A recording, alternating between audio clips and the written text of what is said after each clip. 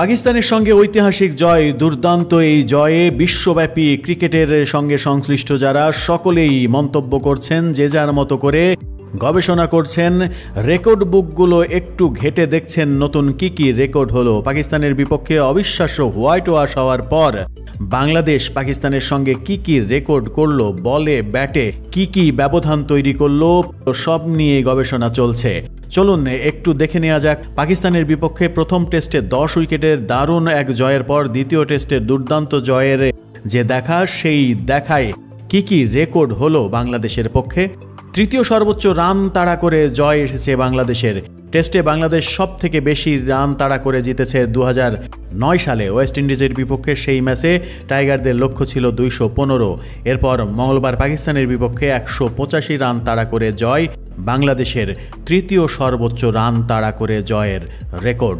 ইংল্যান্ডের পর যে কীর্তি বাংলাদেশের, শুধু সেই কীর্তি হলো এর আগে টেস্ট ইতিহাসে কেবল একবারই হোয়াইট ওয়াশ হয়েছিল পাকিস্তান, সেটিও 2 বছর আগে 2022 সালে পাকিস্তানে টেস্ট সিরিজ খেলেছিল ইংল্যান্ড। সেই সফরে ইংল্যান্ডের কাছে হোয়াইট ওয়াশ হয়েছিল পাকিস্তান। এরপর কেবল বাংলাদেশই পাকিস্তানকে টেস্টে ধবল ধোলাই করতে পেরেছে।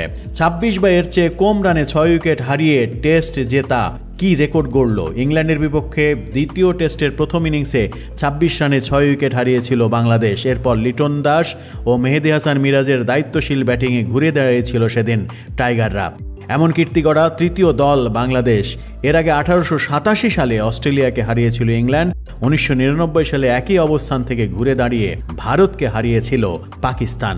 টেস্টে বাংলাদেশ 215 বা এর চেয়ে কম রানের লক্ষ্য পেয়েছে 7 বার, 7 বারই জয় পেয়েছে টাইগাররা। এটিও এক অনন্য রেকর্ড। সব মিলিয়ে পাকিস্তানের সঙ্গে যে দুর্দান্ত দুটি জয় এবং ধবল ধোলাই, সেখানে রেকর্ডের হাতছানি যেমন এসেছে, তেমনি খেলোয়াড়দের মধ্যে নতুন আত্মবিশ্বাসের জন্ম হয়েছে। আমরাও পারি।